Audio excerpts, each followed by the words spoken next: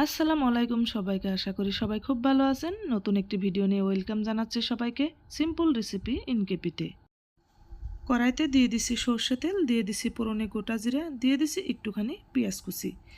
সুন্দরভাবে হয়ে গেছে। এবার এখানে দিয়ে দিছি আলুর সাথে দিয়ে দিছি লঙ্কার গুঁড়া, হলুদ গুঁড়া, ধনিয়া গুঁড়া, কাঁচা লঙ্কা, সাথে দিয়ে দিছি লবণ। একটুখানি জল দিয়ে দিলাম। জল দিয়ে আলুটা আমি হাফ সিদ্ধ করে নিছি। এবার এখানে দিয়ে দিছি সজনে ডাঁটা। এই গরমে প্রচুর পরিমাণে সজনে ডাঁটা পাওয়া যায়। সজনে ডাঁটার পাতলা ঝোল খেতে অনেক মজা লাগে। এবার দিয়ে দিছি পরিমাণ মতো জল। জলটা সুন্দরভাবে ফুটে উঠে গেলে এখানে দিয়ে দিছি আমি আগে থেকে কষানো করে রাখা বোয়াল মাছ। কার কার বোয়াল মাছ দেয় এভাবে সজনে ডাঁটার পাতলা ঝোল খেতে ভালো লাগে, নিশ্চয়ই কমেন্ট করে জানাবেন। এই গরমে স্পাইসির থেকে এভাবে পাতলা ঝোল রান্নাটা অনেক মজা। এখানে দিয়ে দিছি ভাজা জিরা গুঁড়া। সবজিটা আমার হয়ে গেছে। যদি ভালো লেগে থাকে নিশ্চয়ই লাইক, কমেন্ট, শেয়ার এবং সাবস্ক্রাইব করবেন। যদি ফেসবুক থেকে দেখছেন নিশ্চয়ই আমার পেজটিকে ফলো করে পাশে থাকবেন।